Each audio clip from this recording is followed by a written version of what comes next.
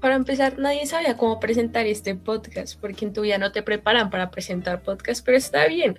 Entonces, antes de continuar con el tema de la polarización de la luz y todo lo que viene a ser el contexto histórico de esta, vamos a presentar. Entonces, cada uno va a decir su nombre y su filósofo favorito. Entonces, voy a empezar yo porque los demás están tímidos. Mi nombre es Luna Corredor y mi filósofo favorito es Camus. Yo soy Cristian Martínez y mi filósofo favorito es Nietzsche. Buenos días, yo soy Kevin Hurtado y mi filósofo favorito es Schopenhauer. Buenos días, soy Nurek y mi filósofo favorito es Tomás de Aquino. Bueno, después de esta presentación y que Cristian se burlara ampliamente de Nurek por esa afirmación, vamos a empezar con la introducción, que tampoco sé cómo darla al contexto histórico, porque tampoco te enseñan cómo grabar podcast los lunes antes de entregar un trabajo en menos de 24 horas. Bueno, inicialmente, para comprender la polarización de la luz y su importancia dentro de la física, es fundamental analizar todo lo que viene a ser el contexto histórico en el que surgieron pues todas las teorías sobre la naturaleza de la luz. A lo largo de la historia, la humanidad pasó de explicaciones filosóficas y especulativas a modelos científicos sustentados experimental y matemáticamente. Este proceso pues permitió construir gradualmente una comprensión más profunda de los fenómenos ópticos y pues electromagnéticos. Dada esta introducción, empezamos efectivamente en las primeras ideas sobre la luz que vienen a ser en la antigüedad, más o menos siglo V a.C., con Empédocles y Demócrito. Empédocles propuso que la visión ocurría porque algo salía de los ojos hacia los objetos, y Demócrito, por otro lado, sugirió que los objetos emitían partículas que llegaban al ojo. Para el siglo III a.C., Euclides estudió la propagación rectilínea de la luz y las leyes básicas de reflexión. Ya formalmente empiezan a hacer un poquito más la óptica en la Edad Media, específicamente en el siglo XI, con Ibn al-Hasan, quien explicó que la luz entra al ojo desde los objetos. Esto pues lo llevó a toda la vaina a investigar la reflexión, refracción, formación de imágenes, pues lo que sentó las bases de la óptica experimental. Para el siglo XVII, más específicamente para el año 1621, tenemos lo que viene a ser la refracción formulada por Wilbur Snell, no sé pronunciar nombres, y para 1678 lo que viene a ser la teoría ondulatoria con Christian Huygens, quien propuso que la luz se comporta como una onda, explicando reflexión y refracción, pero esto mediante frentes de onda. Luego en 1704 ya un hombre que todos conocemos y sé pronunciar, Isaac Newton, quien publicó Optics, defendiendo que la luz estaba formada por partículas, y pues durante muchos años esto fue lo que dominó la física, hasta que en el siglo XIX se nos presenta a la luz como onda. En 1801, Thomas Young realizó el experimento de doble rendija, esto fortaleciendo pues la teoría ondulatoria. Para 1808 está el descubrimiento de la polarización con otro nombre que no sé pronunciar y estudié, pero aún así no me aprendí, Etienne Louis Malus, quien descubrió accidentalmente la polarización al observar que la luz reflejaba por ventanas a través de un cristal de calcita, observando pues que la intensidad luminosa cambiaba dependiendo de la orientación del cristal. Y luego llega otro científico que se llama Agustín Fresnel entre el año 1815 y 1825, dándole ya la explicación matemática al formulamiento de Malus. Esto desarrollando pues la teoría matemática de la luz ondulatoria, donde explicaba la difracción, la interferencia, la polarización, ya finalmente proponiendo que la luz era una onda transversal. Luego, pues frente a esto surgió la ley de Malus, donde Fresnel pues la consolidó matemáticamente, siendo esta I es igual a I sub 0 coseno al cuadrado de teta, donde I es la intensidad transmitida, I sub 0 intensidad inicial, y teta ángulo entre el polarizador y la dirección de polarización. Ahora sí, esto es como el contexto de todo lo que viene a ser la luz como onda transversal. Y finalmente tenemos que hacer esta conexión con el electromagnetismo. Pues la historia del electromagnetismo sí es bastante larga, no voy a ahondar desde dónde surgió porque ya estamos hablando desde el 800 a.C., pero sí son dos nombres importantes, que es en 1831 Faraday descubriendo la inducción electromagnética, en 1821 Faraday introduciendo el concepto de campo, y en 1873 Maxwell unifica electricidad y magnetismo. entonces la luz como onda electromagnética. Entonces, después de pues, los planteamientos de Maxwell, de todo lo que van a hacer pues las ecuaciones de Maxwell, al desarrollarlas se demuestra matemáticamente que las ondas electromagnéticas se propagaban a la velocidad de la luz, por lo tanto la luz era una onda electromagnética, mediante pues una ecuación. La ecuación es C es igual a 1 sobre raíz de mu sub 0, epsilon sub 0, donde C es la velocidad de la luz al vacío, mu sub 0, permeabilidad magnética del vacío, epsilon sub 0, permitividad eléctrica del vacío. Y pues, como llegó Maxwell a esta ecuación, pues ya tenía sus ecuaciones, ¿no? Pero dijo, si un campo eléctrico variable genera un campo magnético y si un campo magnético variable genera un campo eléctrico, entonces, ¿qué pasaría si ambos se generan mutuamente? Si se podrían propagar como una onda. Ya lo combinó matemáticamente, se generó la ecuación que ya expliqué. Y pues todos los valores que di, o sea, después de reemplazar todos los valores experimentales de lo que viene a ser pues mu sub 0, epsilon sub 0, el resultado es aproximadamente 3 por 10 a la 8 metros por segundo, que es prácticamente o coincide con la velocidad conocida de la luz.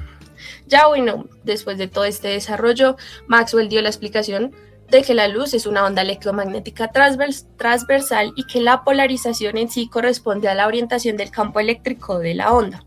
Ya finalmente, para concluir, pues el siglo XX, que viene a ser toda la actualidad, que pues no necesita uno tener como estos conceptos físicos, pero sí está reflejado en la cotidianidad de la mayoría de personas, como en aparatos como pantallas LCD, gafas polarizadas, fotografía, telecomunicaciones, astronomía y ya ahora sí en el campo más formal, la física cuántica. Y pues eso sería todo como por el contexto histórico o de cómo surgió todo lo que viene a ser la polarización de la luz.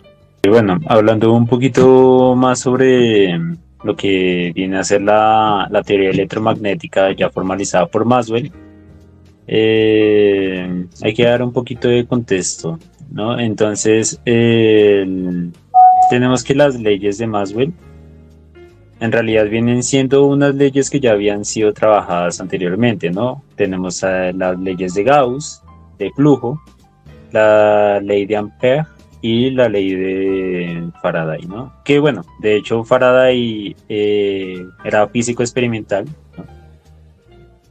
Y realmente quien formaliza matemáticamente la ley de Faraday es el mismo Maxwell. Entonces tenemos la ley de Faraday para inductancia y la ley de Ampère.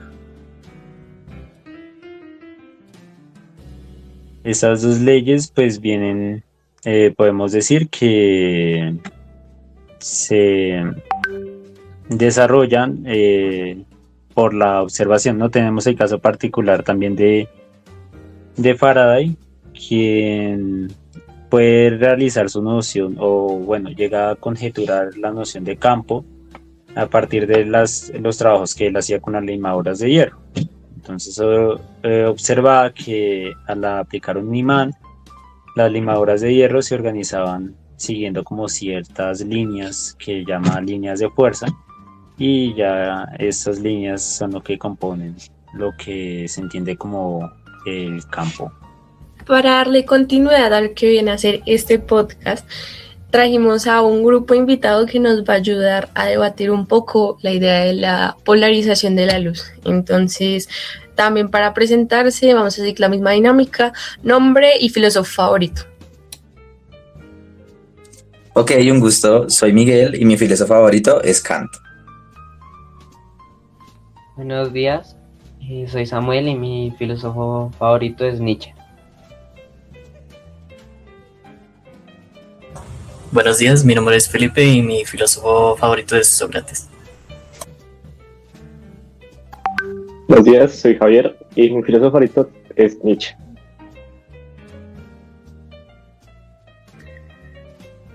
Muchos quieren a Nietzsche. Bueno, entonces a continuación vamos a exponer la tesis. Esta tesis pues la construimos nosotros, el grupo que es anfitrión de este debate. Entonces, nuestra tesis dice, la polarización de la luz es una propiedad de las ondas electromagnéticas que se deduce de la teoría electromagnética de Maxwell. Si bien la teoría nace con la experiencia, la deducción teórica de la polarización exhibe rasgos de conocimiento sintético a priori, ya que no depende de la experiencia. Entonces, escuchamos la opinión del otro grupo.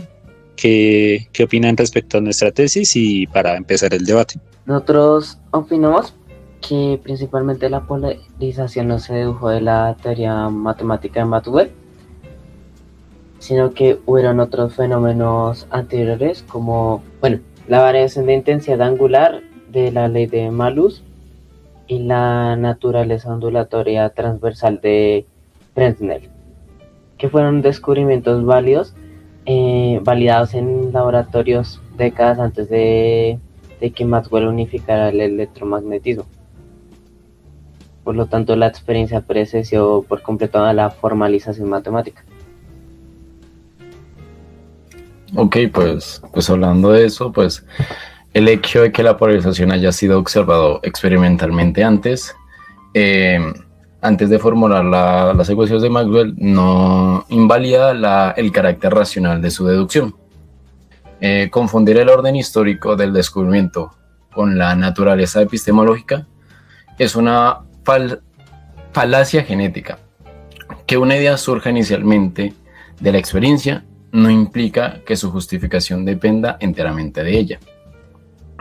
Del mismo modo que la geometría nace de la observación empírica del espacio, pero adquirió necesidad universal para su formación racional, la polarización pasó de ser un fenómeno óptico aislado a convertirse en una teoría electromagnética. En consecuencia, la necesidad de la estructura matemática de las ondas, antes de Maxwell. Pues siguiendo con esto y ya cambiando un poquito la idea con los filósofos, ya podría continuar yo, por ejemplo, con una crítica que tira Kant.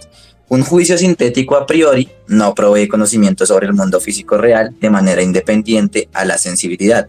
Intenta definir las propiedades de un fenómeno natural como la vibración de las ondas de luz mediante la razón pura y desconectada de la percepción empírica, que constituye una ilusión epistemológica. Pues respecto a tu afirmación, queremos decir que aunque aceptamos la crítica de Immanuel Kant respecto a que el conocimiento físico no puede subir completamente desligado de la experiencia, nuestra postura, si bien no afirma que la polarización de la luz haya sido descubierta mediante razón pura. Reconocemos que fenómenos asociados a la polarización fueron observados experimentalmente antes de Maxwell, pero sostenemos que una vez formulada la teoría electromagnética, la polarización deja de ser únicamente un hecho empírico aislado y pasa a convertirse en una consecuencia deductiva de lo que viene a ser toda la estructura matemática de las ecuaciones de Maxwell. Para ello, consideramos incorrecto confundir el orden empírico de una teoría con el modo en que posteriormente se derivan sus consecuencias internas. Teniendo esto como las leyes de Michael Faraday, Ampère, surgieron de la experiencia, pero Maxwell logró unificarlas en un sistema racional que fue capaz de deducir propiedades físicas sin recurrir constantemente a observaciones directas. Dentro de todo este marco formal que ya se estableció la naturaleza transversal de las ondas magnéticas y por ende la polarización de la luz se obtienen como implicaciones matemáticas coherentes y que derivan de la teoría. Además, si toda consecuencia derivada de una teoría conservará exactamente el mismo carácter empírico de su origen, entonces las matemáticas y la física tendrán un papel únicamente descriptivo y no predictivo. No obstante, una de las mayores fortalezas de lo que viene a ser la teoría de Maxwell fue su capacidad de anticipar fenómenos físicos antes de su comprobación experimental completa, que fue ya lo que se explicó también en el contexto histórico, mostrando que la ciencia moderna no solo acumula observaciones, sino que construye estructuras racionales capaces de extender el conocimiento más allá de la experiencia inmediata. Ya finalmente, para terminar con este argumento, incluso desde otra perspectiva como la de Popper, el valor científico de una teoría no depende solo de su origen empírico, sino también de su capacidad para generar predicciones racionales susceptibles de contrastación y falsación experimental, y esto es exactamente lo que se puede aplicar a la teoría de Maxwell. Bueno, ya pasando por otra parte, la polarización de la luz se construye y comprende operativamente a través de la interacción con el instrumental de laboratorio. Filtros, fotodetectores, goniómetros y cristales birrefringentes No se trata de una verdad lógica del pensamiento puro, sino de una abstracción teórica diseñada específicamente para explicar el comportamiento contingente de los Respecto a esto, justamente decir, pues para mí decir realmente que la polarización depende de los instrumentos del laboratorio estaría confundiendo, bueno, el medio pues, con el cual se observa un fenómeno con la explicación racional de, bueno, este fenómeno. Bueno, porque por ejemplo, dos polarizadores y, bueno, cristales y detectores permiten acceder experimentalmente, bueno, a ciertos comportamientos de la luz, pero justamente no estarían explicando por qué esos comportamientos estarían obedeciendo las relaciones matemáticas universales. Bueno, el aparato en general no produce la estructura teórica, únicamente pues lo que hace es manifestarla empíricamente. Bueno, entonces si toda la ciencia dependiera únicamente de las prácticas instrumentales, bueno, entonces lo más probable es que la física no podría formular leyes universales, bueno, ni algunas otras deducciones necesarias, sino que únicamente podrían describir observaciones particulares, como por ejemplo en el experimento que nos pone David Hume, bueno, hacia su crítica hacia el racionalismo, que bueno, nos dice que el sol, por ejemplo, que todo, bueno, la observación empírica de que todos los días sale el sol, pues no nos estaría diciendo necesariamente que el sol va a salir todos los días. Entonces, bueno, sin embargo, justamente el electromagnetismo no se estaría limitando a registrar estos fenómenos ópticos, sino que los integraría dentro de un sistema matemático que, bueno, estaría unificado, donde, bueno, la polarización aparece como consecuencia necesaria de la transversalidad de las ondas. Y bueno, por ello, justamente, aunque la experiencia experimental, bueno, aunque suene redundante, sea indispensable para detectar el fenómeno, justamente la comprensión de su necesidad pertenece al nivel racional de la teoría, no solamente del empirismo. Claro, pero las ecuaciones de Maxwell, de las cuales supuestamente se deduce la polarización, no surgieron de la nada. Matemáticamente se formularon unificando leyes estrictamente inductivas y empíricas construidas a posteriori, como las leyes de Ampère, Faraday y Gauss. Cualquier deducción derivada de este sistema arrastra inevitablemente la base empírica sobre la cual se fundó. Bueno, está bien. Es un poco gracioso que digan que supuestamente se deduce la polarización. Pues en realidad sí, pero bueno, ya ahorita más adelante hablo de eso. En ningún momento nosotros estamos diciendo que las ecuaciones de Maxwell surjan de la nada, o sea, sería un error absoluto afirmar tal cosa. Debería considerarse un crimen incluso. Sino lo que nosotros estamos diciendo es que las ecuaciones de Maxwell, o sea, reconocemos que las ecuaciones de Maxwell se construyen a partir de un trabajo de siglos donde se construyeron leyes a priori, como las de Ampère y Faraday, principalmente ellos dos que eran experimentales. Sin embargo, de Gauss habría que revisar ahí un poco porque sabemos que Gauss era matemático, él no realizaba experimentos, ¿no? Y aún así formuló sus leyes para flujos. Entonces, si bien el trabajo matemático de Maxwell nace a partir de la experiencia, no, o sea, como diría Kant, no todo termina en la experiencia, ¿sí?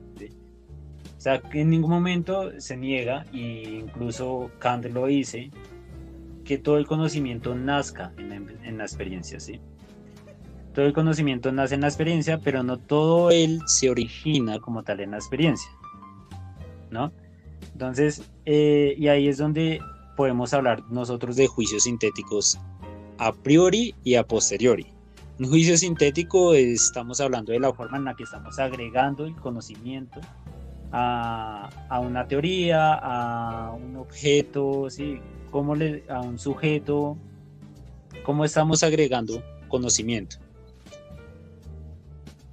La discusión que tenemos ahorita en este momento es si esa forma en la que nosotros agregamos el conocimiento es dependiente o no es dependiente de la experiencia. Lo que diríamos, ¿es a posteriori o es a priori? ¿Sí? En nuestro caso, nosotros afirmábamos que es a priori. ¿Por qué? Porque Maxwell realmente no estaba pensando en el fenómeno de la polarización de la luz cuando resuelve sus ecuaciones, ¿sí?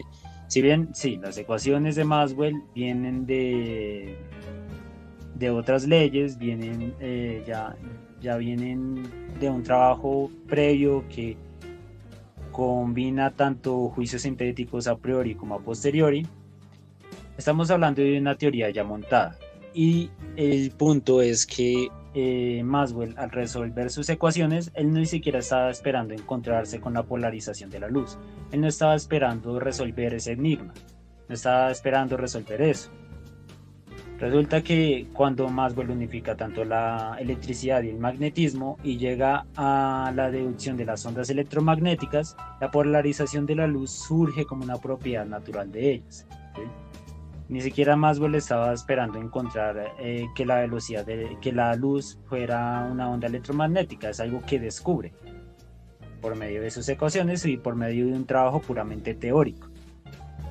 Por lo tanto, es válido afirmar que la manera en la que se está agregando conocimiento constituye un juicio sintético a priori, porque en la manera en la que eso en particular, la polarización de la luz deducida de las ecuaciones de Maxwell, no es dependiente de la experiencia. Eso es lo que nosotros estamos diciendo. En ningún momento vamos a negar, porque sería una barbaridad negar que la matemática que utiliza Maxwell proviene de la experiencia. Obviamente debe provenir de la experiencia, pero ya con la teoría montada, la deducción comprende o constituye un juicio sintético a priori. Y bueno, complementando un poco lo que comenta mi compañero Cristian, con respecto a esta cuarta, objeción que nos están proponiendo, es que esta justamente estaría ignorando una diferencia epistemológica que es fundamental, ¿no? Que sería entre la deducción y la inducción. Que como sabemos, la inducción consiste en generalizar pues, a partir de alguna observación particular. Por ello, nunca produce una necesidad absoluta, sino solamente pues, regularidades probables. Ninguna, entonces, por lo tanto, cantidad de experimentos podría demostrar por sí sola algo que deba ocurrir necesariamente. La deducción, en cambio, pues operaría de forma distinta. Una vez aceptados ciertos principios o ecuaciones, las consecuencias se siguen necesariamente de la estructura interna del sistema teórico. Pues eso precisamente es lo que ocurriría con la polarización en el electromagnetismo. Pues aunque las ecuaciones de Maxwell pues, surgieron parcialmente de leyes empíricas, la polarización pues, no se obtendría acumulando observaciones de luz polarizada pues, hasta inferir pues, una regularidad. Surgiría esta mediante, de manera deductiva, de las soluciones matemáticas de las ecuaciones de Maxwell, las cuales implicarían necesariamente que las ondas electromagnéticas son transversales. Y pues toda onda transversal implica pues, posibilidad de orientación espacial, de la oscilación, pues, es decir, pues, la polarización, ¿no? Y pues por lo tanto, pues para mí la objeción estaría fallando al asumir que toda consecuencia derivada de una teoría con origen pues empírico sigue siendo pues meramente y únicamente empírica. La experiencia pues en este caso pudo contribuir sí a formular el sistema, pero la necesidad de la polarización pues dentro de la teoría proviene de la estructura deductiva y matemática del electromagnetismo, pues no de la simple repetición de observaciones.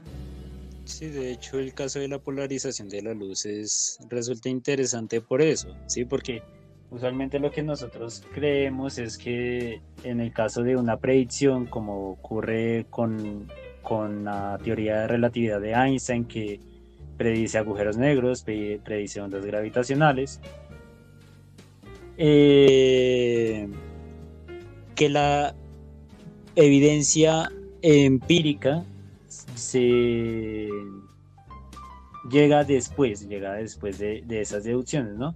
Sin embargo, aquí es curioso porque si la experiencia empírica viene incluso antes, la evidencia empírica, perdón, viene incluso antes de que se logre deducir.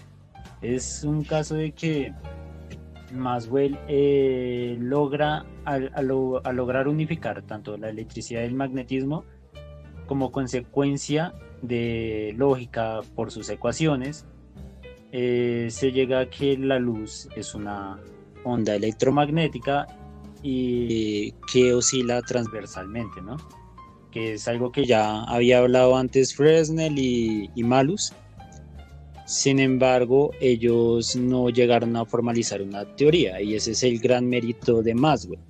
Ok, pues sinceramente, con el argumento que ya ustedes nos dieron, pues nosotros no tenemos nada con lo que contraargumentar. Entonces, por el momento, como se suele decir, bandera blanca. Ya no hay nada más que argumentar. Entonces podemos dar como por terminado el debate y pues concluimos en que la tesis que propusimos en un inicio es verdadera.